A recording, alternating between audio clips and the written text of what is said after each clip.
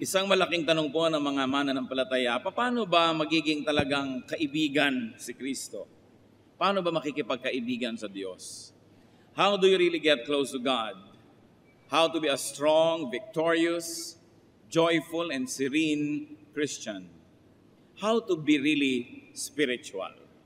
Ang pamagat po ng pag-aaral natin ngayon, get personal with Jesus.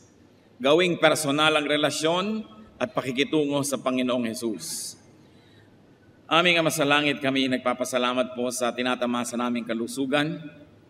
Salamat po sapagkat kami ay malaya na nakapagtipon-tipon. Salamat po, Panginoon, sapagkat kayo ay liwanag, kayo ang aming lakas, kayo ang aming buhay. Mangusap po kayo sa amin, turuan nyo kami ng isang personal na relasyon sa inyo. Ipakita nyo sa amin ang dapat naming makita.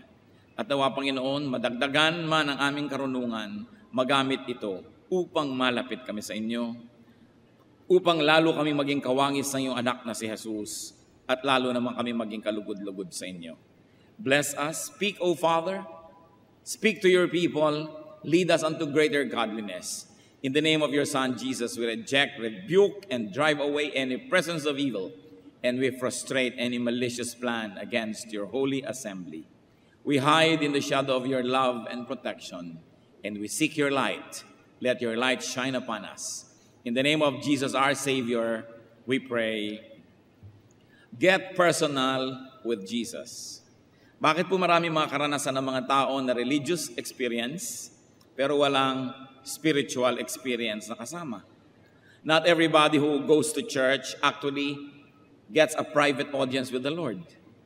Hindi ko mo ang isang tao ay relihiyoso o matagal nang may relihiyon sa kanyang buhay ay espiritual at banal na nga siya. What are the two modes of relating with God among many other spiritual modes? One of that is what we really see all the time, which is corporate. The corporate mode of relating with God. It is through the church or the assembly, through the congregation, through the fellowship. Meron po tayong pakikitungo sa Diyos na ginagawa natin bilang isang grupo, isang assembly, isang pangkat, isang iglesia. At ito po ay kilala at nakilalang lalo na ng mga naunang Kristiyano sa atin. Matapos ang Panginoon ay bumalik sa langit at naiwan ng mga mananampalataya na nangangapa kung ano ang kanilang gagawin, sila ay laging nagsama-sama. Acts chapter 2 verses 42 to 47. They devoted themselves to the apostles' teaching and to the fellowship, to the breaking of bread and to prayer. Everyone was filled with awe, and many wonders and miraculous signs were done by the apostles. All the believers were together and had everything in common. Selling their possessions and goods, they gave to everyone as he had need. Every day they continued to meet together in the temple courts. They broke bread in their homes and ate together with glad and sincere hearts, praising God and enjoying the favor of all the people. And the Lord added to their number daily those who were being saved. Ito po ang report sa buhay ng mga unang Kristiyano. Dapat po nating tandaan na bago naging uso ang Kristyanismo, ang relihiyon sa Israel ay yung tinatawag nating Judaism. At ang Judaism ay mayroon po yan na isang main component na corporate worship. Ang mga tao ay nakikita-kita sa templo, sabay-sabay nilang ginagawa ang mga dapat nilang gawin, ang kanilang mga ritual, kung ano-ano pa. At nasanay doon ang mga Israelita, kaya nung naging Kristiyano sila, ipinagpatuloy nila yon, subalit ngayon mas personal. Sapagkat hindi sila ang official religion at that time, in fact, they were considered a cult at that time, so they were meeting in people's homes. Pero patuloy yung kanilang corporate experience. That they would worship together, pray together. In fact, there was group learning, there was group meals even, there was a lot of group prayer, and the Lord would descend upon them and miraculous things would happen in the whole presence of everybody. There was communal life. In other words, communal religion of Judaism was brought in a more personal but nevertheless still a communal way by the new Christians. Natural, ito po ang reaction nila sa event because naging outsider sila. From just practitioners of the old religion, nagkaroon sila ng bagong experience nagkaroon sila ng matatawag niyong born-again experience, nagkaroon sila ng bagong experience sa Diyos, pananaw, kaya sila ay itinuring ng mga taga-dating relihiyon na outsiders. Maituturing pa sila siguro mga rebelde, mga gumagawa ng iba na namang uri ng relihiyon. Kaya ang kanilang ginawa ay nagsama-sama because they found comfort in each other's presence. Because there was a lot of threat and persecution, alienation from their old friends, from people who remained in their old religion. So there was separation. They gave strength to each other, and they drew strength from each other. And miracles were done in the assembly. These miracles were the result of their unity, and at the same time, these miracles encouraged further unity. So ang una pong nakilala nila na uri ng pananalig na ganito ay yung maraming kasama. Kaya sabi sa Hebrews 10:25, let us not give up meeting together, as some are in the habit of doing, but let us encourage one another. So the fellowship was meant to accomplish, among other things, encouragement for one another. Pero meron pa pong isang uri ng paglagong espiritual, at yun ang nais nating bigyan ng pansin ngayon. That aside from the corporate experience and the corporate activities, it is important for us to get personal with Jesus and to have a personal religion, a personal practice and development of spirituality. It is something that is between you and the Lord alone, na hindi mo kailangan at dapat wala ng speaker, Bible study leader, walang usheret, walang mga kung ano-anong mga musician and singers and dancers, because it's between you and God. It is, and it must be prioritized alongside with corporate religious experience. And the Lord Jesus taught and modeled a very personal relationship with God. Mga kapatid, ito pong isang uri ng paglago ng Kristiyano na madalas ay napapabayaan. Halatang-halata pag napapabayaan natin yung corporate or group experience. Absent ka sa church, alam. May mga churches, nasa bulletin board yung pangalan mo, pag absent ka, tatawagan ka na agad, pupuntahan ka na, ba't ka absent? Alam na alam, kitang-kita. So pag nagpabaya ka dun sa yung corporate aspect of your faith, halata. Pero meron pong pagpapabaya na hindi laging nahahalata, yun ay ang personal practice of your faith. A very personal one. Kasi walang magche-check sa'yo eh. Kayo lang ng Diyos ang nag-uusap. Pero napakahalaga po nito. In fact, the Lord Jesus Christ taught about personal prayer. Very importantly, the Lord modeled it. Matthew 14:22-23, among other verses that talk about the same thing. Immediately, Jesus made the disciples get into the boat and go on ahead of him to the other side while he dismissed the crowd. After he had dismissed them, he went up on a mountainside by himself to pray. When evening came, he was there alone. Ang Panginoon po ay maraming public activities, pero ang dami din niyang private and personal activities, especially personal prayer. The Lord also modeled personal worship. Mark 14:35-36. Going a little farther, he fell to the ground and prayed, Abba, Father. And he said, so on and so forth. That by himself, the Lord would worship without the group, without the choir, without everybody else. And therefore, the Lord had personal fellowship with the Father. Napaka-personal.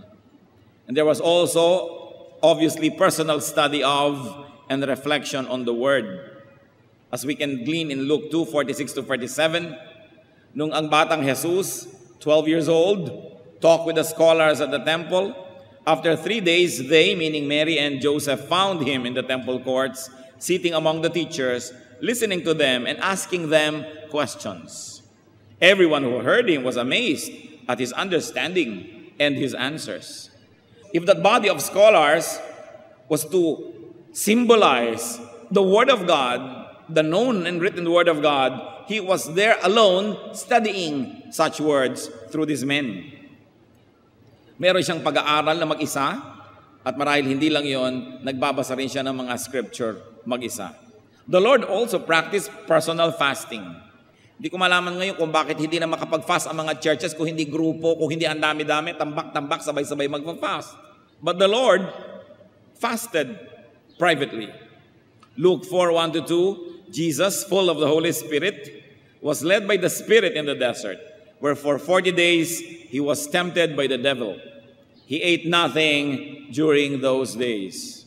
The Lord also encouraged and taught about personal charities and good works. Matthew 6:3-4. But when you give to the needy, do not let your left hand know what your right hand is doing, so that your giving may be in secret. Then your Father who sees what is done in secret will reward you. Sabi niya, when you pray, go into your room. Pray by yourself. When you do good things, do it alone. It doesn't mean that we're not going to pray together with other people and other believers, that we're not going to do good things in a team, but it is important to realize that part of our growth is hinged on our personal practice of the faith. Therefore, the Lord had a very personal religion and spirituality, one that even challenged the establishment and public morality.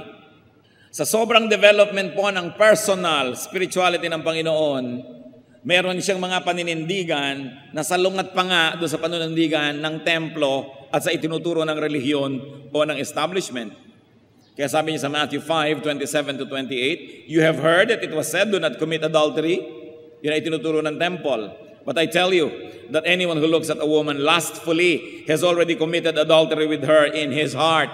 So it was a very personal spirituality that one can actually commit rape and adultery alone. Because when it happens inside your heart, it's very private and personal. It has already happened and done damage to your spirit. Very personal. Matthew 5:38-39. You have heard that it was said, eye for eye and tooth for tooth. But I tell you, do not resist an evil person. If someone strikes you on the right cheek, turn to him the other also. The official stand of the temple was eye for eye, tooth for tooth. Pero sabi niya, hindi yon. Dapat ganito. Tinanggalan ka na ng balabal, gusto mo ibigay mo pa yung kamiseta mo. Kung gusto mong tunay na maging makadiyos. In Matthew 5:43-44, you have heard that it was said, love your neighbor and hate your enemy. But I tell you, love your enemies and pray for those who persecute you. Because of his spiritual practice and because of his very personal spirituality, he was able to transcend and go beyond the religious modes and the religious standards of the day. Kung lagi lang po tayong kasama ng kongregasyon, lagi lang tayong kasama ng grupo, kung merong moral standard yung grupo na yon, maaaring yun na ang maging stand natin at maaaring hindi na tayo makalampas pa doon. But because the Lord practiced very private spirituality, He was able to transcend that which only the group could reach as a group. Nalampasan niya pa. Sabi niya dati, sinasabing bawal makipagmangalon niya, pero tingnan mo pa lang nang may paghahangad, nangalon niya ka na sa loob ng iyong puso. It was very personal. Therefore, the Lord was able to practice personal morality. If we're going to base our morality only on what the crowd, what the throngs, or what the mob requires, it is possible that you will not go deeper. Hanggang doon lang yung hinihingi ng mga tao. Sa atin pong case, and basing it on the model and teachings of the Lord, how can we get personal with Jesus, with God? Kasabay at lampas sa ating corporate religiosity and spirituality, how can we be personal? Certainly, we should develop, strengthen, pursue, and maintain personal prayer life, tulad ng Panginoon. Uma-attend po siguro kayo ng prayer meetings. Siguro pag sa ating program, yumuko po tayo at manalangin, nakikiyuko tayo at nananalangin dahil yan ang ginagawa ng lahat. Pero nananalangin pa ba kayo kung mag-isa na lang? Kumusta? Sabi ng Panginoon sa Matthew 6:6, when you pray, go into your room, close the door, and pray to your Father who is unseen. Then your Father who sees what is done in secret will reward you. Napakasarap naman kung ikay magulang, bigla mong binuksan ang kwarto ng iyong anak at nabisto mo na ang ginagawa ng iyong anak in secret ay nananalangin. Pero kung biglang pinatay ang computer, biglang inilipat ang isang buton dahil meron palang pinupuntahan siyang hindi dapat puntahan dyan sa internet, yun ang ginagawa in secret. Ang ginagawa pala pag nakasara ang kwarto, nanonood ng kung ano-anong video hindi dapat panoorin, nagbabasa ng hindi dapat basahin, yung pala ang ginagawa in secret. Pero ang sabi ng Panginoon, when you want to pray, go into your room and pray in secret. Of course, this is a reaction to the exaggerated attention that the Israelites have given to public exercise of spirituality. That now they were doing it for the sake of what the public will see, no longer for the sake of what the Lord would see. Naging pakitang tao ang relihiyon. This is a reaction. Sabi ni Lord, you want to really earn points in heaven? You truly want to please God? Pray in private when no person can praise you, and you will not earn social points by being tagged as a religious person. That is a pure kind of prayer. So are we closing the door behind us and praying to our Father in secret? How is our personal prayer life? Gaano karami sa atin ang nakakahigit ng 20 minutos ng prayer sa isang araw kasama na ang panalangin sa pagkain?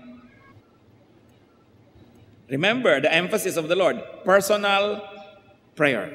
That's important if you will grow spiritually. And we must have personal worship. Pwede bang biglang binuksan mo naman ang pinto at nakita mo naman ang member ng iyong pamilya nagwo-worship kay Lord?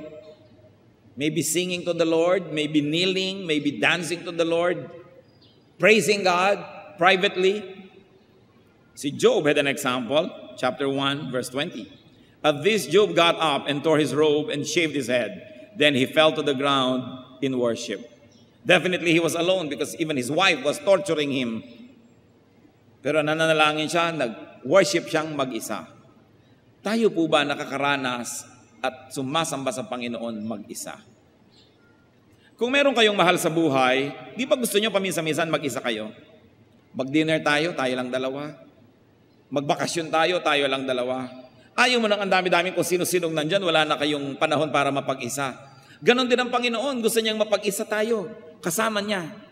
Hindi laging may tao, kasi pag may tao, himbes mag-worship ka, may kausap ka pa, nagkukwentuhan pa kayo. Meron pang oras ng worship, nagpapakitaan ng singsing. Nagpapakitaan ng kung ano-ano, nagkukwentuhan, naaagaw ang atensyon. We must have personal worship. And of course, also, we must develop a very personal fellowship with God. Pakikipagniig. We need to be alone with God. Sabi nga sa Bible, itong mga taong ito had a very personal relationship with the Lord. Noah walked with God. Abraham was called God's friend. Moses spoke to God face to face. And David was called a man after God's own heart. In spite of his public and widely publicized sins, David is called a man after God's own heart because of his private relationship, a very personal relationship with Jesus. What else should we do? To develop and maintain a personal study of and reflection on God's Word. Nabubuksan lang po ba ang Bible kung may Bible study? Baka nga kung minsan dahil sa technology, pina-PowerPoint natin, hindi na rin nabubuksan yung Bible, wala nang dala eh. Paano kung minsan nasira ang ating gamit at sinabi natin, buksan nyo ang Bible, may dala pa ba kayo? O sobrang umasa na sa technology?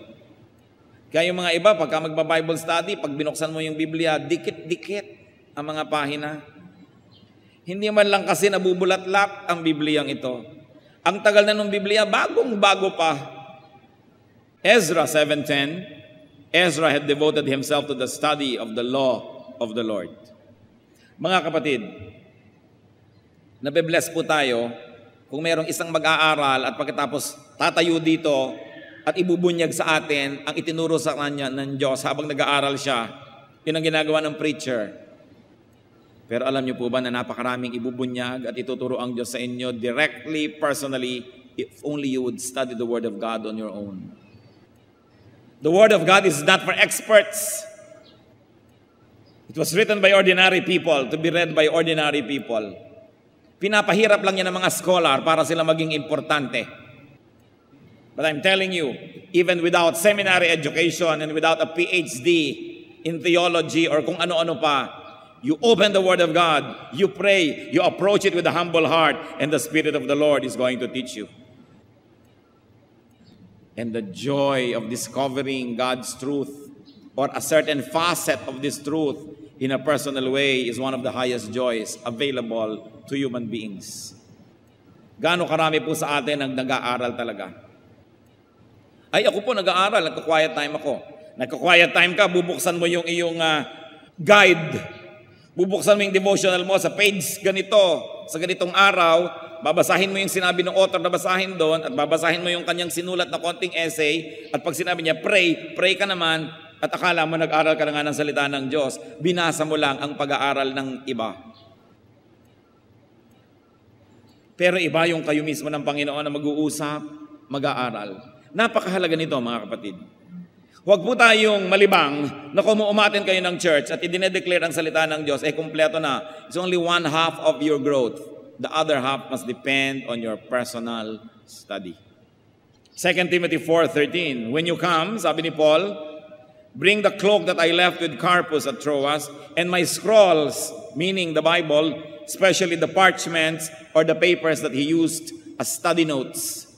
Sabi ni Paul, pag nagpunta kayo sa akin, dali nyo yung Biblia at dali nyo yung notebook ko. Kasi lagi siya nag-aaral. Sa palagay nyo, bakit siya nakasulat ng nakasulat ng mga binabasa natin na epistles? Kasi mahilig siya mag-aral ng salita ng Diyos. Hindi siya umasa kung kani-kanino para mag-aral. Nag-aral siya mag-isa at umasya sa Espiritong Banal. Ngayon, baka naman biglang magkani-kanya na tayo ng interpretasyon. Magkagulot, magkahalo-halo ang balat sa tinalupan. How will you know if your interpretation is right?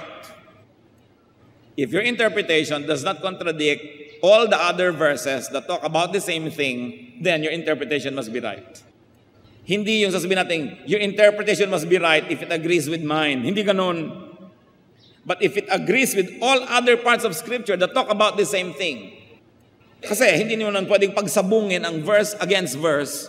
Dahil ito ang reading mo dito, may nagsasabing ganito tungkol din sa ganong bagay. Kaya kailangan pinag-aaralan.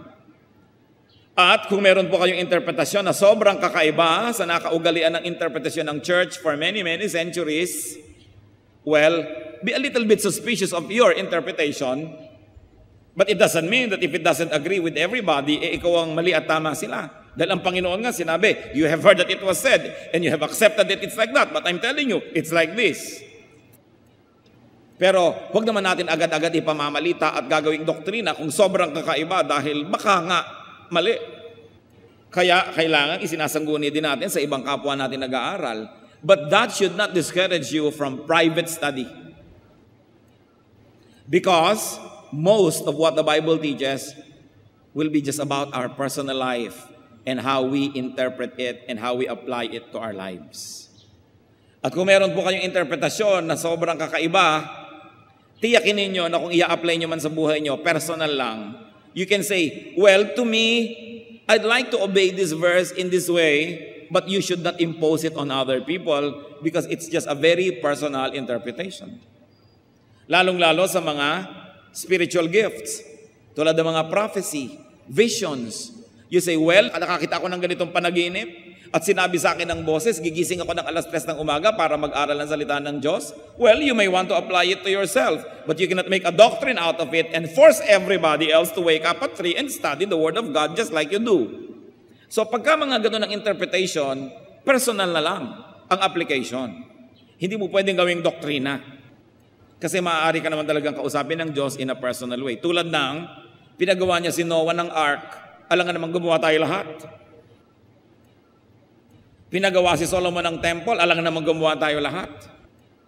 So may pinagagawa siya sa specific people, and even now we believe that God speaks to people. At kung minsan may ipinapagawa talaga sa iyo, may inuutos. Sabi sa iyo, itong ganito, ibigay mo kay ganon. Pero hindi mo pwedeng sabihin sa kumari mo, yung ganyan mo rin, ibigay mo rin kay ganon. Kasi ikaw yung kinausap, para sa'yo lang yun. Dapat hindi po magulo ang ating personal study. Kasi kung sobra naman nating didibdibin yung mga personal interpretation natin, and we will make it mandatory for everybody else, magkakagulo. That's when you begin to consult the scholars and the so-called experts. But in your personal application, you don't need them.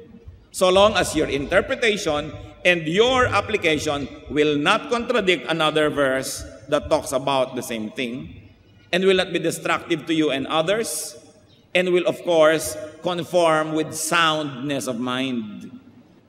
Kasi merong mga, ito po totoo, may vision ako para daw ako maging humble, kailangan humiga ako dyan sa pintuan ng simbahan at lahat ng tao ay magpunas ng paa sa aking damit. May mga nangyaring ganon sa Amerika.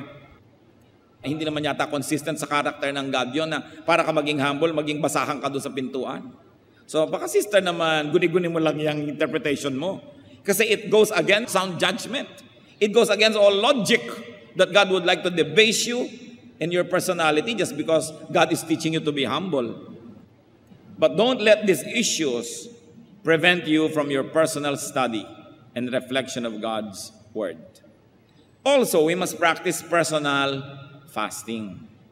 When you are convinced and when your conscience tells you to, I cannot say, mag-fast ka. Kasi kung hindi naman tausa yung puso, baliwala rin yun. Pero anong sabi ni Lord tungkol sa fasting? Matthew 6:16-18. When you fast, do not look somber as the hypocrites do, for they disfigure their faces to show men they are fasting. I tell you the truth, they have received their full reward. Pag napuri siya ng tao dahil nagfa-fast, yun na ang reward niya, yung puri ng tao. But when you fast, put oil on your head and wash your face, so that it will not be obvious to men that you are fasting, but only to your Father who is unseen. And your Father who sees what is done in secret will reward you. So a very personal fast. Now, fasting may be physical, which means food, but more importantly, fasting should be spiritual. The denial of worldly and sinful nature. Sabi sa 1 Peter 2:11, Dear friends, I urge you, as aliens and strangers in this world, to abstain from sinful desires which war against your soul. And that is a spiritual fast. Gusto-gusto ng katawan mo yung ganitong masamang kalayaw at hilig, then you deny yourself, that's a form of fasting. In fact, much higher, I think, than just fasting from physical food. Napakahalaga po na may personal fast. It doesn't always have to be a national fast. It doesn't always have to be a whole congregational fast, but a very personal one. Then we should develop personal charity and exercise of good works. 1 Timothy 6:18, command them to be good, to be rich in good deeds, and to be generous and willing to share. When people share, when they do good things to the weak, to the needy, to the destitute, to the poor, there is a miracle that happens in their hearts, that their spirituality gets to be more sensitive, it gets developed, and you evolve spiritually. It is a result of obedience to the Lord in doing good works. We've got to develop and practice personal religion, personal spirituality. James 1:27 is very explicit. Religion that God our Father accepts as pure and faultless is this: to look after orphans and widows in their distress, and to keep oneself from being polluted by the world. Pag meron po tayong taong nasabing, yan relihiyoso, ang tanong, meron ba siyang charities? Siyempre, the orphans and widows here are representatives of a certain class of people. People who are disempowered, people who are marginalized, people who are weak and cannot defend themselves. So any person who says, I'm spiritual, I'm Christian, tanong, meron ka bang ginagawang kabutihan para sa mga kapuspalad? At kung sasabihin, ako nga kapuspalad, ako dapat gawa ng mabuti, surely you will be able to find someone who is weaker and poorer than you are. There will always be the richer and the poorer person, the stronger and the weaker one, no matter what your station in life is. So do you have charities? Kasi ito daw pala yung pure religion. Hindi yung fasting, hindi yung pagsali sa mga grand religious activities, kundi yung personal and quiet work for the needy, for the weak, for the destitute. And to keep oneself, personal, from being polluted by the world. Yung naninindigan ka na hindi ka marumihan ng sanlibutan, maging malinis ang iyong espiritu lagi na, personally, that is religion that is undefiled before God. And if we did all that, we will be able to develop personal morality. Yung very personal, sometimes it is even against what the group considers acceptable and beyond what the group says to be right. So Genesis 39, 6-10, we witness Joseph, a very young man, a very healthy, athletic, handsome young man, being seduced by what must have been a very beautiful woman. Now Joseph was well built and handsome. And after a while, his master's wife took notice of Joseph and said, "Come to bed with me." Joseph was the master slave in the house of this Egyptian officer. And you know, Egyptian women, especially if there are wives of officers, they were always perfumed and manicured and pedicured and coiffed and beautified. Malayong-malayo pa lang, amoy lotus na sa dami ng pabango. But he refused. "With me in charge," he told her, "my master does not concern himself with anything in the house. Everything he owns, he has entrusted to my care. How then could I do such a wicked thing and sin against who? God." And though she spoke to Joseph day after day, he refused to go to bed with her or even be with her. Yan ang personal morality. How many of us will still be very highly moral if we were alone? Pag hindi mo nakasama si brother, si sister, si pastor, si elder, at tapos may nang aakit pa sa'yo with the promise of secrecy because they were already inside the same house. And he practiced a very personal morality. Ito po mga kapatid ang dapat natin marating. At nangyayari lang ito with private practice of our faith. Kahit hindi kayo umabsent sa lahat ng church activities, when you do not pray privately, when you do not privately fast, when you do not privately study the Word of God and worship God and practice all these things, you will only be one half strong. And when the crowd is not there anymore, the fellowship is not there anymore, and you're by yourself, what will you do? What will you do if you're alone? When nobody would know, or if there is a promise of secrecy? Because what we are in those moments is what we really are. So while it is commendable to be an active and functioning church member, it is important to note that there is growth in fellowship with Christians, but there's also a brand of growth that's available only in aloneness and in our personal walk with Jesus Christ. So let's get personal with Jesus. Even judgment is going to be personal. Hindi ka haharap sa Panginoon na may mga kasama ka, isa-isa nahuhukuman ang tao. Personal. Personal religiosity, personal spirituality is what and who you and I really are. Kung ano po tayo, pag nag-iisa lang, yun talaga tayo. In much the same way that nakedness is what and who you really are. That's why among the highly evolved arts, nakedness is not viewed as negative because only when the body is naked do you really truly see the person. Kaya sa arts po, walang mali siya tungkol niya sa naked body. In fact, the purity of nakedness is echoed even in Job 1:21. Naked I came from my mother's womb, and naked will I depart. So kahit naka-Amerikana ka o barong Tagalog nung ibinurol ka, ang totoo no, nung namatay ka at kung sa makabilang buhay ka, you were naked. 1 Timothy 6:7, "For we brought nothing into the world, and we can take nothing out of it, not even clothes." So merong nakedness ang ating spirit when we come to the world and when we leave it. You know what's wrong with clothes? Clothes hide the true person. Clothes cover reality, and clothes give a false identity. Baka naman mamaya magpaburol kayong walang damit, lalo magkaskandalo. Hindi ito ang pinag-uusapan natin. What do I mean? Ang isang hampas lupa, ugaling basahan na tao, bihisan mo na ang ganda-ganda, turuan mo ng deportment and courtesy, at marunong siyang magdala ng sarili, makakapangling lang na isa siyang marangal na tao. At isang kerangal-rangal na tao na hindi maka-afford ng magandang damit, gudagulan itong mga damit, na pagkakamala nating walang kwentang tao, dahil yun ang suit niya. Kaya yung nakedness that shows the true person is important. Magtataka ang marami, bakit si David, nagsayaw siya before the Ark of the Covenant, before the Lord. Hinubad niya ang kanyang mga robes. At ang natira lang yung underwear niya na linen. Kaya na-scandalize ang wife niya. So niya, baduy mo, nagsayaw-sayaw ka doon, naka-briefs.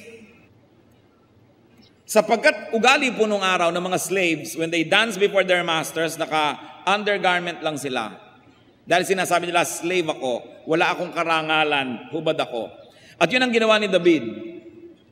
Baka mapagkamalan at malito ang mga tao kung sino ang hari dahil nakabihis hari siya nung sumasayaw sa Diyos para walang kalituhan na Diyos lang ang hari, tinanggal niya yung kanyang damit na panghari at nagsuot siya ng pang-slave lamang. Kaya natuwa ang Diyos sa kanyang sayaw. Yung mga malisyoso, iba ang makikita nila doon.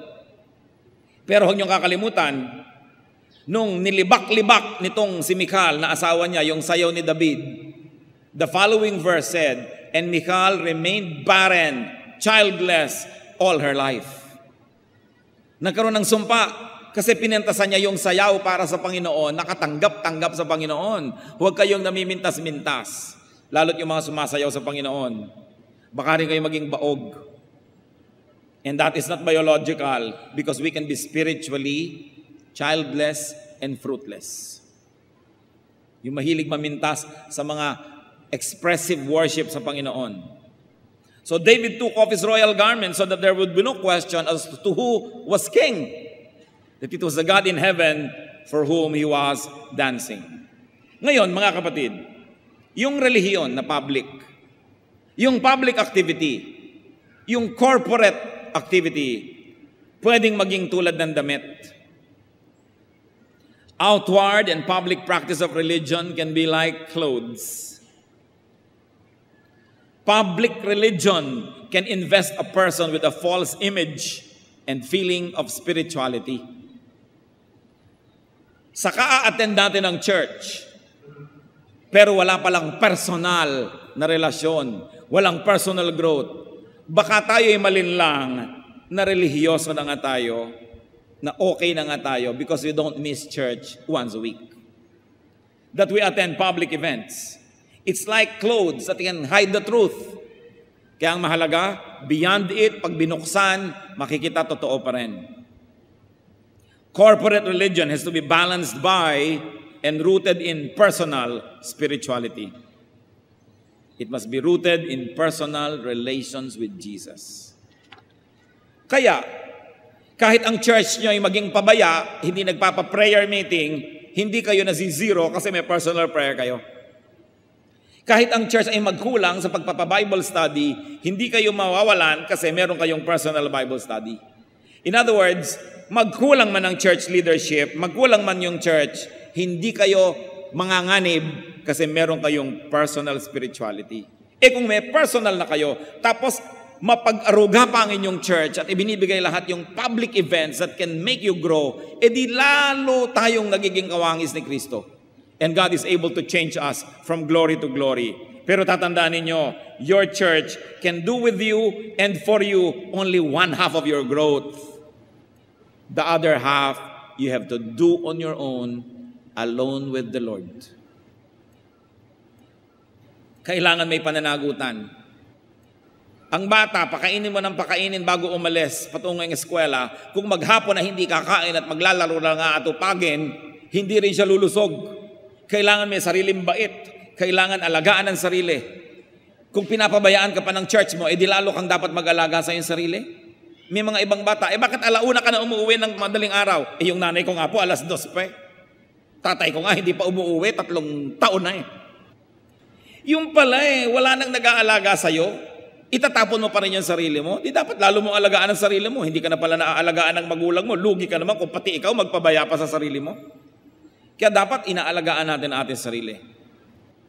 Jesus emphasized spirituality that was very personal.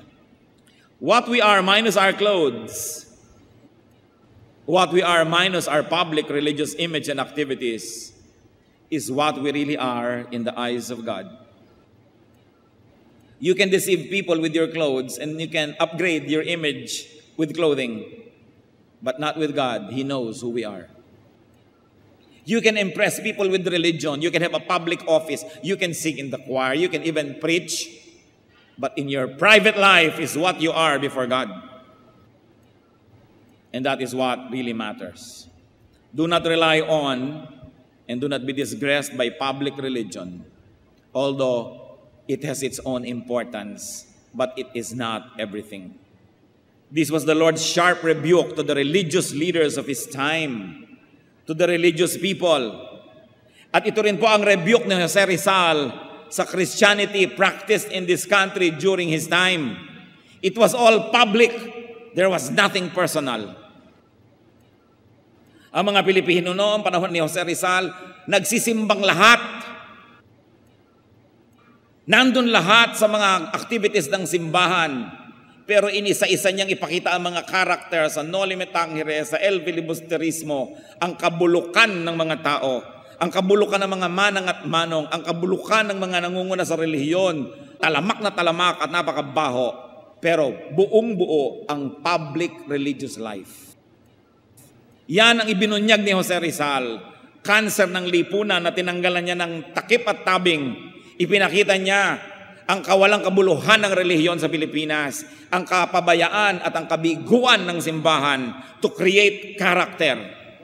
Na yung pinakamadadasalin, sila ang pinakamapang-api sa kanilang mga katulong, sa kanilang mga nasasakupan, dinadaya pati ang kanilang mga utusan sa bahay, na ang mga pinakamalaking mag-ambag sa simbahan, pinakamarami mga bisyo, at yun mismong nangunguna sa relihiyon ang pinakamaraming kasalanan. Ibinunyag ni Jose Rizal, kaya naman ang simbahan ang nanguna na ipabaril siya. Yan din ang ibinunyag ng Panginoon, kaya siya ipinapako. Pareho sila ng inabot na kapalaran. Matthew 23 verse 5, sabi ng Panginoon tungkol sa templo, sa relihiyon, sa religious climate of His time, everything they do is done for men to see. Panglabas, pakitang tao. Mark 12:38-40, as He taught, Jesus said, "Watch out for the teachers of the law. They like to walk around in flowing robes and be greeted in the marketplaces and have the most important seats in the synagogues and in the places of honor at banquets. They devour widows' houses and for a show make lengthy prayers. Such men will be punished most severely." Nakita niyo po ang salita ng Panginoon, pinakamasasakit, mahahapdi, laban sa mga relihiyoso. Sabi, higit na maparurusahan ng mga ito kaysa doon sa mga common criminals. Religious leaders ang pinagsasamantalahan ng mga balo, mapagpanggap at mapagkunwari sa kanilang mga mahahabang mga dasal. Subalit ang loob ay bulok. Matthew 23:27, "Woe to you, teachers of the law and Pharisees, you hypocrites! You are like whitewashed tombs, which look beautiful on the outside, but on the inside are full of dead men's bones and everything unclean." Religious leaders are to be judged more severely. James 3:1, "Not many of us should presume to be teachers, my brothers, because you know that we who teach will be judged more strictly." So napakahalaga ang maging totoo. At pag sobra po tayong nahumaling sa public practice of our faith, we may be deluded into thinking that we have arrived, that we're all right. But it is really our personal spirituality that matters. So function in the context of Christian fellowship and family, but keep and prioritize your personal and intimate relations with Jesus. Have, exercise, and develop personal religion and spirituality. Gawin po natin, mga kapatid, na personal ito. Tuwing may naririnig tayo, ang itatanong natin, paano ko i-apply sa personal life ko? Napakadali sa atin na laging makinig ng salita ng Diyos, pero magbingi-bingihan naman at hindi ito sundin. Napakadali sa mga Kristiyano na hindi niya check ang kanyang pride, yung yabang, yung rebelliousness, and the lying spirit. Napakaraming mga Kristiyanong mga sinungaling, mga mandaraya, sa kapwa pa naman kapatid. Mag-iingat po kayo. Maraming nakikiattend ng church, naghahanap lang ng mapaprospect para utangan. o bentahan ng kung ano-ano. Kuminsan nagtatagumpay sila, nakakarating sa matataas na offices in the church. Nagiging leader ng ganito, leader ng ganon. Kaya sinasabi natin, mga members, kung ang mga teacher nyo, mga leader, ay inuutang-utangan kayo, dinadaan-daanan kayo sa iyak-iyak at kung ano-ano, at magtitiwala kayo, suriin nyo muna, ipagtanong nyo muna. Kasi kadalasan yung mahilig mang ganyan, may record talaga yan, maraming nakakaalam. But of course naman, church leadership tries to be decent and not destroy people's reputation. Pero magtatanong-tanong kayo dahil hindi tinotolerate ng church yan. Yung minsan, yung mga iba, nagkakaroon sila ng matataas na posisyon dahil talagang sinadya nila yun, nagpakasakit ng mga 2-3 taon, nagpapadama lang pala. At kung meron na ng ating pagtitiwala, ay saka sumasalakay. So dapat tayong maingat. Ganyan ang sinabi ng Panginoon, you devour widows' houses. You don't only devour the widows' houses, but many religious leaders devour the widows. Sometimes, even religious leaders devour the youth. Pinagsasamantalahan ng mga young people. Kunwari ay magre-retreat, magka-camp, kunwari ay may overnight fellowship. Yun pala, sinasalakay at pinagsasamantalahan ng innocence ng mga kabataan. Susuriin nyo lalong-lalo ang mga youth leaders na ipagtitiwalaan nyo ng inyong mga anak na mga inosente. Sapagkat, ang sabi sa Bible, there are wolves dressed as lambs who are mingling with the people of God. May mga youth leader na sila ang sex molesters. Pinagtitiwalaan ninyo, yun pala sila ang sumisira sa inyong mga anak. Kaya dapat tayong masuri, madalanginin, sapagkat maraming mga huwad maging sa loob ng iglesia. Alam lahat yan ng Diyos. Pero tayo kasi mga tao, ang ganda-ganda naman, laging naka-close neck siya, may dalang malaking King James Bible, magtitiwala ka na agad. Kaya sinasabi natin, it's not only what you see in public, that's why we should pray for discernment, that we should be able to feel in our heart what kind of heart the other person has. Huwag kayong magpapadala sa nakikita nyo lamang. Si Balagtas mismo, sinabi, pag ang isinalubong sa inyong pagdating ay maamong mukha't may pakitang giliw, ihanda na raw ang inyong gagamitin sapagkat ya'y kaaway na lihim. Pag masyadong magiliw, masyadong sister, brother, bago kayo magtiwala, suriin muna. And there are people who have complete control over their lacrimal glands. They can cry on cue. At kung naawa na kayo, natangay na ang inyong hikaw at pulseras, sapagkat marami nandadaya sa pangalan ng Diyos. Nagsasamantala sa pangalan ng relihiyon. It is important to develop personal relations with God and personal spirituality. Out of that, you can make your personal moral stands that can govern your life. Romans 14:22. So whatever you believe about these things, keep between yourself and God. How far more can you be personal? Sabi, keep it between yourself and God and apply it as you would and as you are accountable to God. Blessed is the man who does not condemn himself by what he approves. And of course, you're talking about conscience. Sundin ang konsyensya. Yung konsyensya na nakababad sa salita ng Diyos. Yung konsyensyang nakaayon sa kalooban ng Diyos. Kumusta po ang ating personal prayer? Personal devotions. Personal Bible study. Personal works of charity and goodness to people. Kumusta ang ating personal worship? Ang ating personal life.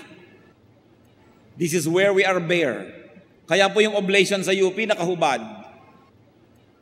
Siyempre, noong mga 1930s, pinagtalunan pa kung lalagyan ng konting takip na dahon o hindi. Nanaig ang mga conservative, nilagyan ng konting dahon.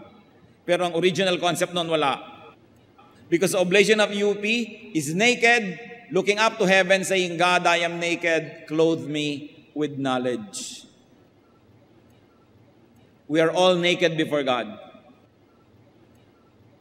We cannot hide anything. Hindi kayo lalago sa inaasahan at niloloob ng Diyos kung ito lang pagtitipon natin ang aasahan ninyo. Kailangan may sarili kayong pagsisikap, sariling personal na relasyon sa Diyos. Kaya kung may kulang pa tayo dito, yun ang pupuno. Napakahalaga. Aming Diyos, salamat, interesado kayo sa amin. Salamat po na kahit ang dami-dami namin, kaya niyong makipag-personal relationship with each one of us. Salamat po, pinapahalagahan niyo kami that you want to be personal with us. Ituro mo sa amin, Lord, to be more personal with you. Ano bang ibig sabihin nun? Paano ba namin gagawin? At sa mga gumagawa na nito na nakakaunawa ng binabanggit mula sa pulpitong ito, salamat at ibinuyonyag at inihayag nyo na sa kanila yung kagalakan na nagmumula sa private worship, private prayer. Nawa kung meron pang hindi nakakaunawa nito, Panginoon, hindi pa gumagawa, maging hamon ng sandaling ito upang ito'y simulan. Mga kapatid, manalangin tayo ng matahimik, mataimtim. If you have already discovered the glory, the beauty, the joy of personal relations with God, personal worship, prayer, study, thank God. And develop it even more. Hindi nyo kayang ubusan at ubusin ng Diyos. Habang handa kayong lumalim at tumaas, handa siyang samahan kayo. At doon pa sa mga hindi na-develop ito, manalangin ngayon, humingi kayo sa Panginoon ng kapangyarihan na gawin ito. At magpasya to develop your personal reading, prayer, worship, your personal acts of goodness, your secret charities. That's what God loves. So be with the Lord and let the Lord give you personal, very personal messages in some moments of silence.